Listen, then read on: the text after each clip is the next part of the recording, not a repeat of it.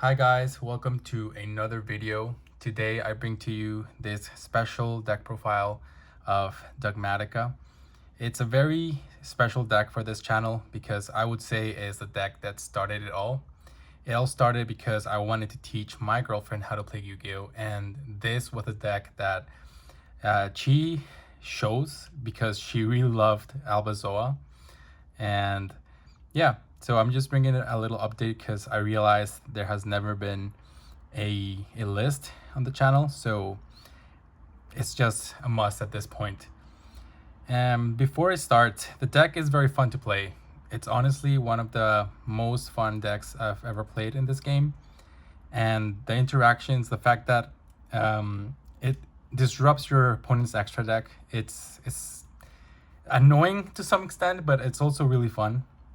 So what you need to know about the deck, Dogmatika pretty much uses the extra deck as a toolbox for their effects, for their searching, for their consistency. I will be going more into that with the deck profile. But yeah, I hope you guys enjoy it.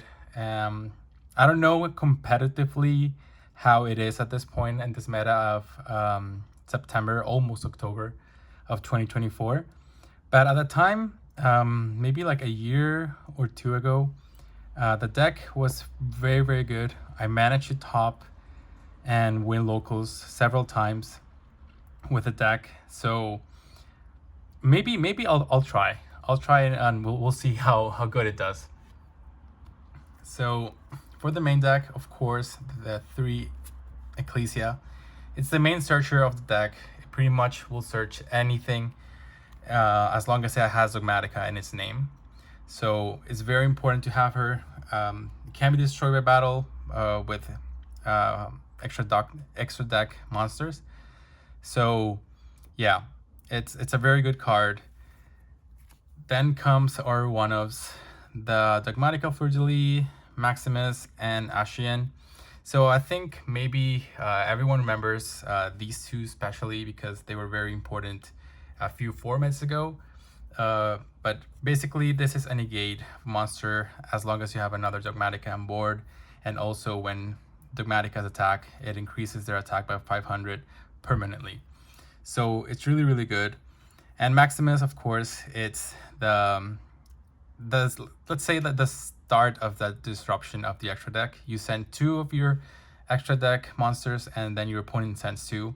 So depending on the occasion, of course, like one of the decks I think this deck struggles a lot against is Branded, because Branded also has a lot of interactions with the extra deck going to the graveyard. But let's say like most of them aren't. So it's just like really, really good to see what your opponent is playing. So revealing information, getting resources out of them while you get resources of your own. And this guy, Dogmatika Ashian, maybe a lot of people are not familiar with the card because honestly, if you are not playing a pure build, maybe you would cut this. The only good effect that this has is that you can recover your Dogmatika cards from the graveyard whenever a extra deck hits the whenever a monster is sent to from the extra deck is sent to the graveyard. So say you have Maximus effect, you send 2, and then this one in hand will trigger, put it again. And it's the counterpart of Dogmatika Fleur-de-Lis, because it will boost your Dogmatika monsters by 500 whenever they are attacked.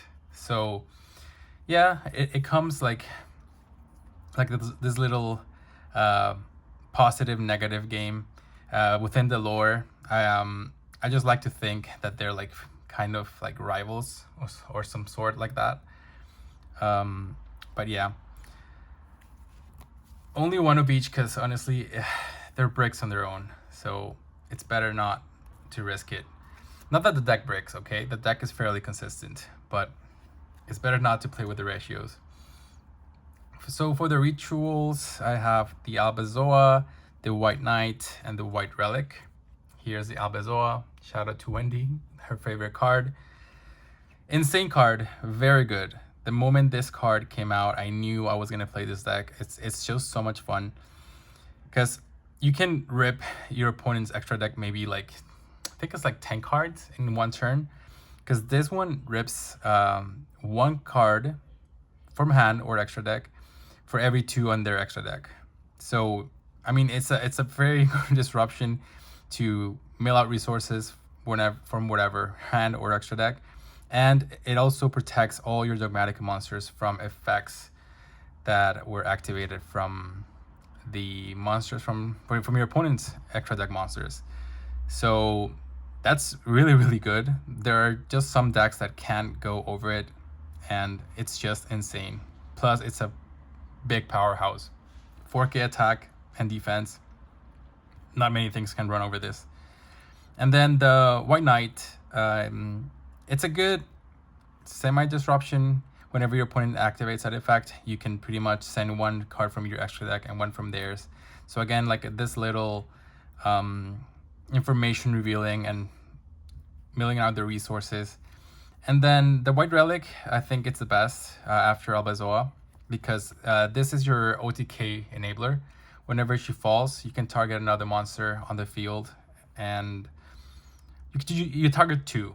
So one gets the attack of the other. So what you usually do is you put these 2 on the board, you target these 2, and then this one gets 4K. So it's 45 and 4,000 plus any other, like say like Fleur-de-Lis or whatever else you have on board, and it's a guaranteed kill.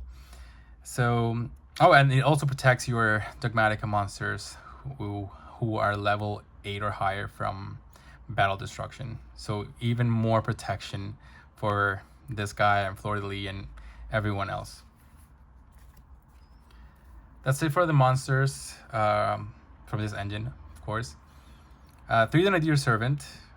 It's one of the best starters of the deck. It not only gets your extra deck monsters on the grave for additional effects, it also helps you search for Ecclesia or any other piece you might be missing. And it's just a very strong card. I remember when this card just came out, like it was insane. It still is, but yeah, it's one of my favorite cards. Just look at the art of it. It's the beginning of the Albus lore almost. This is when Albus is falling from the sky. Then for the ritual spells, I play the one Dogmatic Calamity and the one Dogmatica Macabre. Really good cards. This is pretty much to summon Albazoa. I only play one because after you use it the first time, you really don't see it the second time, because you pretty much summon from your hand. So once you put it on the field, you will rarely see it back in your hand. So that's why I play it at 1. But it's really good because you can use monsters from your extra deck as tribute. So you can send your Despin Lulu wallet as cost and then just summon an Albazoa. And these 2 are, I'm playing them at 2 because these are very good because they can ritual summon from the grave by removing extra deck monsters from the grave as well. So it gives you this recovery if by any reason your monster gets your Albazoa gets bodied, you can just bring it back with this or any other of the other 2. Then the 3 Dogmatica Matrix, sorry. Really good card. If your opponent controls a monster, you can search 2 cards. So basically what it does, when you activate it, you can search a ritual spell or monster. But if your monster has a monster, then you can search either the spell or the monster and any other Dogmatica card. So it's really insane. And then if you have one of the rituals on board, you can pretty much look at your opponent's extra deck or yours and send an additional card. So when you have all the pieces, it just becomes a slaughter of your opponent's extra deck. Then the one Punishment, really good card as well, but it's a trap. It's very slow. So yeah, just one. You rarely see another one. It's really good. And if you ever need another one, you have Ashian to get it back. That's it for the Dogmatika engine. I'm playing the 3 Jan the Diamond Tiger and the Ken the Water Dragon. There's many variations to the deck. I remember initially you could play the Diviner, but you could also send the Herald of the Arclight to search for your ritual cards.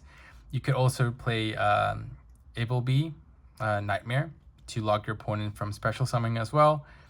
But this one is just better because it allows you to dig your deck, draw cards, and your opponent discards a card. So it's a better disruption to some sort. And it's a better card as well because it summons a monster to your opponent's side of the field, which, if you remember correctly, this guy will be live on your turn. So really, really good starters. And it also enables to play with your 2 links, so you can start your plays with Maximus. So yeah, really, really good starters. They also often bait some hand traps as well. So yeah, it's really, really good. The 3 triple tactic thrust. There's plenty of targets on the deck, and one of them being the best starter, the Nadir Servant. So of course you need to play this card. The 2 Ultimate Slayer, really good. You cannot respond. You send by cost from your extra deck, so you can bounce anything your opponent has back and then just gain more resources. Really, really good card for this deck. The 1 Harpy's Feather Duster, because back row hate. The 1 Pre-Preparation of Rites. Sadly, you cannot search Dogmatic Calamity with this one. You can only search the Dogmatika Macabre with one of the other 2's. Is one of these 2, the Red Relic or the White Knight. And the 1 Talents, because talents. Hand traps, I have 2 Ash and 2 Veiler for additional disruption from when you're going second. It's just like the most generic interruption that the deck can afford. You can't really clog it too much with too much disruption. Additionally, I think Bestials are also a good fit for the deck.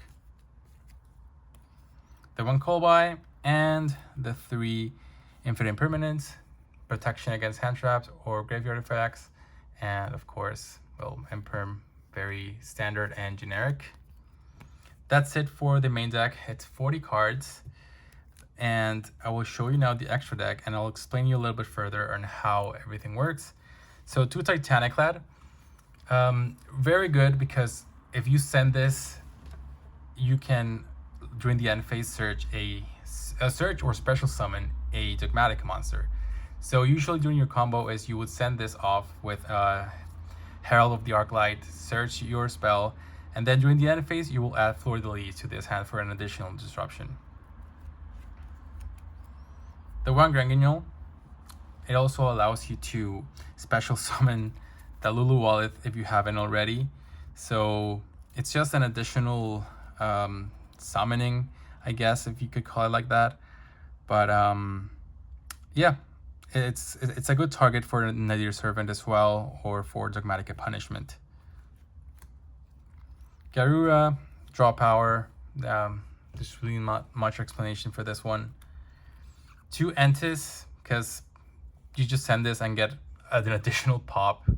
Very good going second, and it just helps you clear the opponent's board easily. For Synchros, I have the 1 Lulu Wallet. This is 95% just material for the Albazoa, but if ever does come to the field, it's also a very good card because it will boost your monsters and it will give you an additional interruption as well.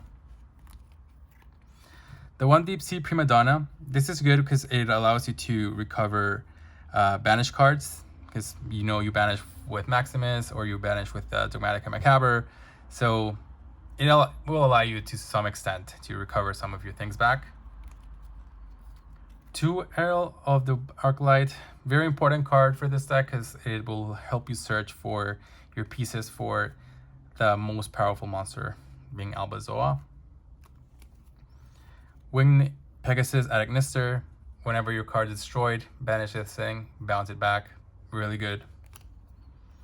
One Cypherm Lord Omega, because you can just send him with Ultimate Slayer, with Maximus, with whatever, and you can either clean your opponent's graveyard or get your resources back into the extra deck for additional plays. The one Mirror Logic Aggregator, honestly, it's just a target for an Xyz monster for the Ultimate Slayer, but it also is good because when it hits the grave, it's like an imperm, so it helps you like clear disruptions as well.